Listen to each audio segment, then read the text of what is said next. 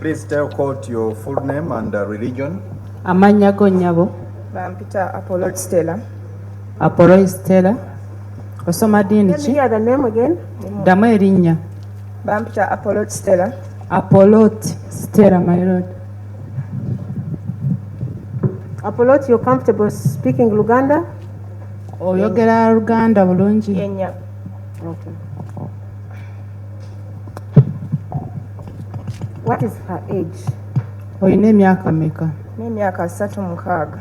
36 years old. And your religion?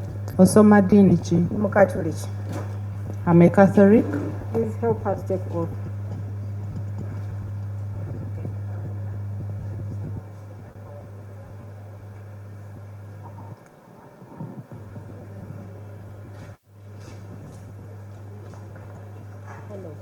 Stella, would you like to sit? Would you like to sit? Wanjagadde tukuwa akatebe.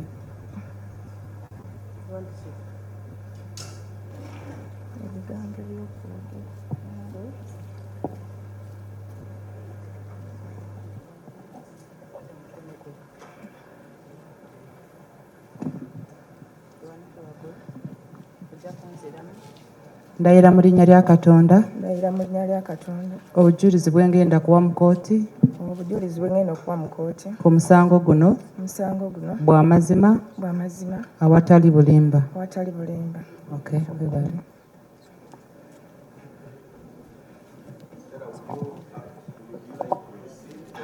Okay to stand.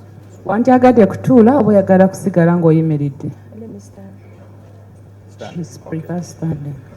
Stella, I'm going to request that you speak a little louder so that I'm able to hear what you're saying.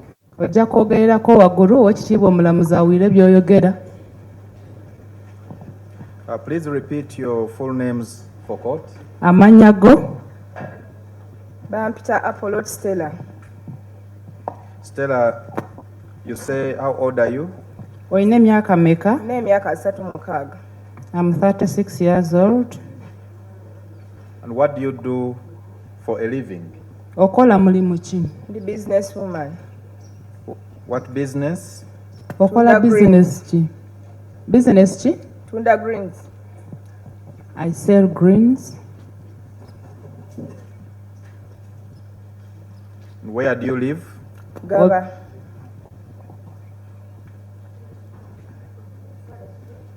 Which place, Ggaba. Stella? Ggaba water. Where is this found?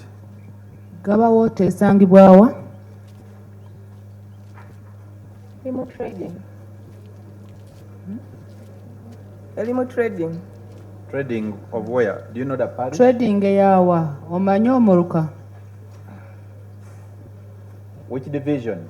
Division ogimanyi? Makindya.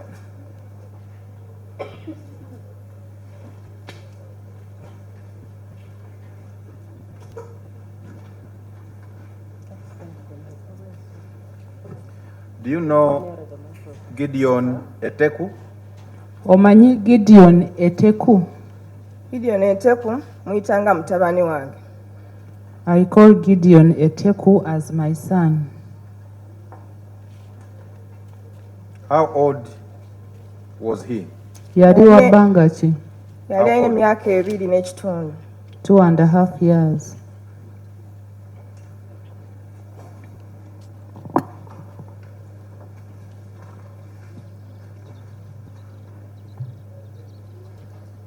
Stella, do you also know where you were on the 2nd of April this year?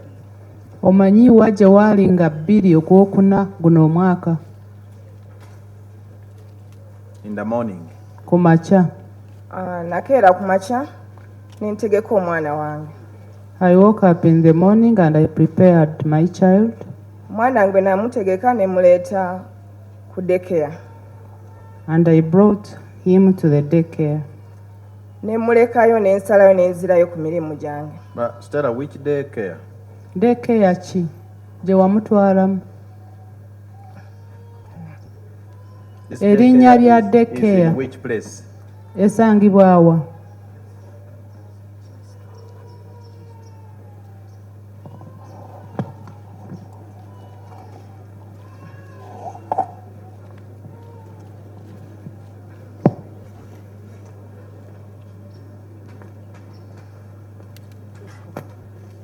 Stella, we are going to ask you to be strong, and we go through this process for court. Okay? Okay. So which daycare is this? Where is it, or where is it found? Esangibwa muno mu Ggaba. The daycare is found in Ggaba. So at what time did you take Gideon to the daycare that morning? Namutwala awo nga ku ssaawa 2 awo. I took Gideon to the daycare at around 8 a.m. And what followed after you took Gideon to the daycare? Ng'omaze kutwala Gideon mu daycare kye kyaddako.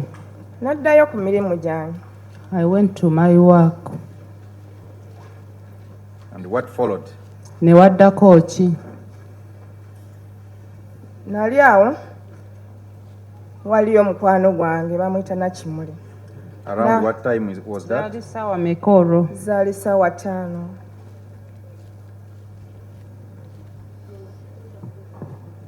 To the court, please. Yes. It was around 11 a.m. There is a friend of mine called Nachimuli. Yes, proceed, Stella. Nambuuza omwana wamututte ku ssomero. She asked me whether I had taken the child to school. Ne mugamba ye. I said I had taken the child to school. N'angamba yanguwako wali omutema ayingidde essomero atemudde abaana. She told me to hurry up to school. There was a murderer who had killed some children. Nagwamu amaanyi. No, Stella. Tugende mpola mpola bawandiike by'oyogera. Natambulira ku speed yange mpola, eh? Okay. What followed after your friend Nachimuli told you of the assailant who had entered the school and killed? Nakimuli ng'amaze okukugamba omutemu yali ayingidde essomero kye kyaddako. Nagwamu amaanyi. Nadduka naye nga mpulira ebigere tebitambula. I lost the energy. I tried to run, but I felt my feet were not moving. Ninfuna boda. I got a boda. Yes. Bwe nafuna boda, nagenda okusanga abantu nga bajjudde essomero nga bantu bangi.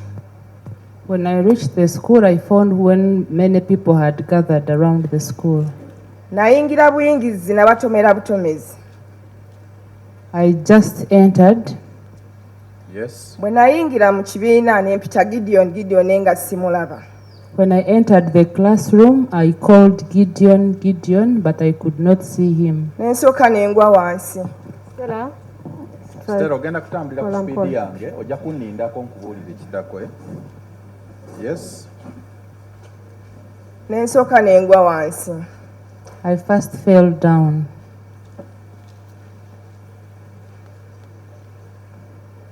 Yes.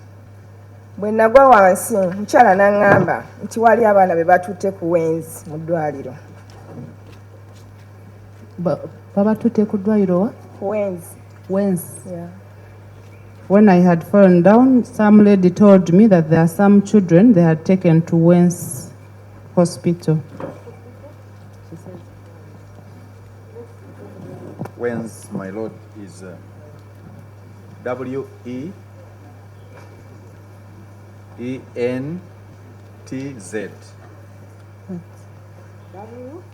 W-E-N-T-Z.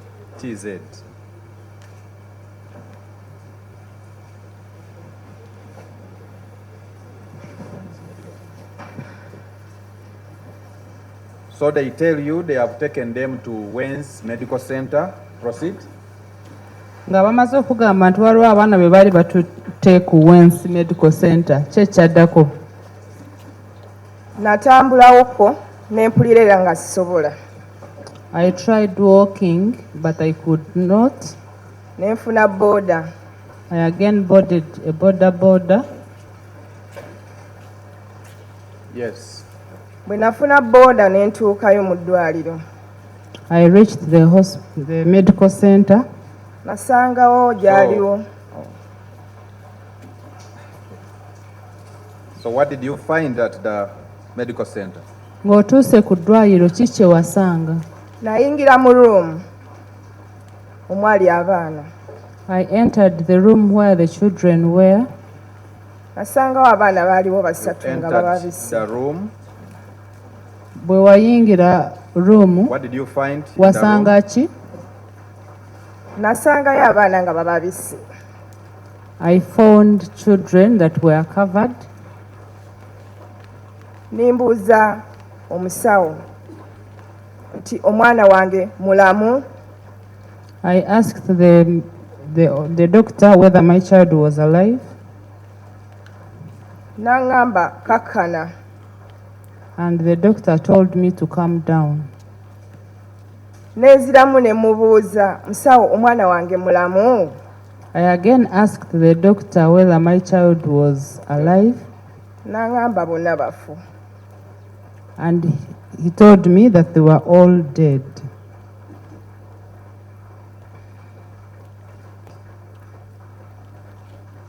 Okay. So what followed? Ki ekyaddako? Nagwamu amaanyi ne tubeerawo kaawo, poliisi ne bajja. I remained there, then police came. Poliisi bwe yajja negamba nti abaana ebatwala e Mulago. When police came, they decided to take the children to Mulago. Okay.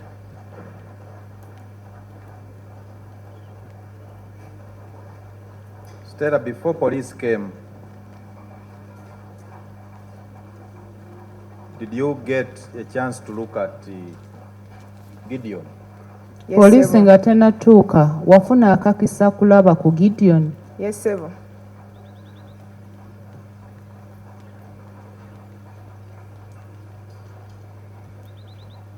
What did you see? Gentleman understands only Oh, yeah. English, Sarah. so make sure you interpret. True. I got a chance to look at Gideon. So what did you see Bwe wamulaba walaba ki? about Gideon? In what state was he? Yali mu mbeera ki? Mwana wange baamusala akambe wano bw'oti. My child was cut with a knife in the neck, Namuno baamufumitamu. and he was also stabbed in the neck, Era omusaayi gwali mungi nnyo. and he had a lot of blood.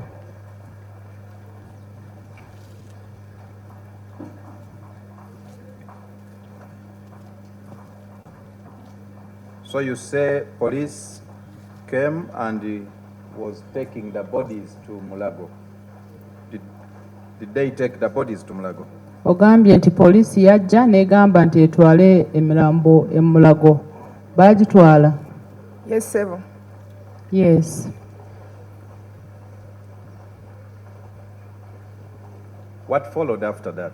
Ki ekyaddako? Twasigalawo ffe waka, engeri gye naali bw'omu, saasobola okugenda n'abaali bagenda mu ddwaliro. We stayed at home since I was alone. I could not follow people who were going to the hospital. So did anyone in your family follow up at the hospital to your knowledge? Waliwo omuntu yenna ava mu famire yammwe eyagendako ku ddwaliro? It was the following day. So what happened on the following day? Olunaku olwaddako ki ekyatuukawo? Olunaku olwaddako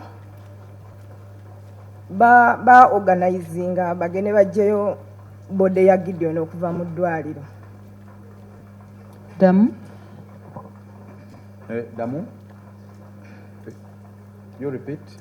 Olunaku olwaddako twa organizinga ogenda okuggyayo ki bode ya Gideon okuva mu ddwaliro. The following day, we organized to go and pick the body of Gideon from the hospital. Yes. Era twamuggyayo. And we picked him. Yes. Ne tumutuusako ewaka. We took him home. Yes. ne tunoonya entambula. and looked for transport. Yes. Ne tusimbula. Where did you take the body? Omwana Gideon twamutwala Palisa. And then we set off to Palisa.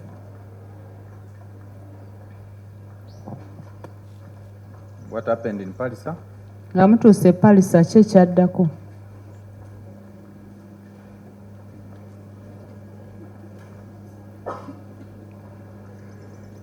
Era twa-organizinga okuziika, how should I say, twateekateeka engeri gye twali tugenda muziikamu. We prepared for burial. So when was Gideon buried? Mwamuziika ddi? Gideon twamuziika Lwamukaaga. We buried him on a Saturday.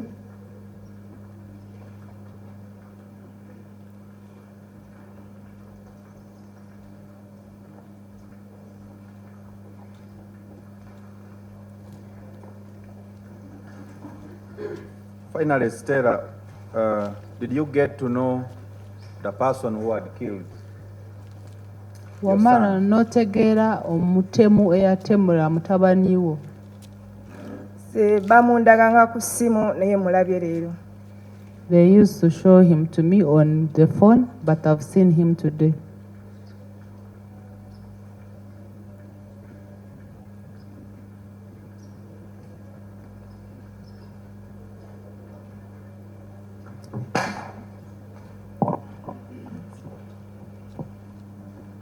So did you know the accused person before? Oh, like the could PL on TV.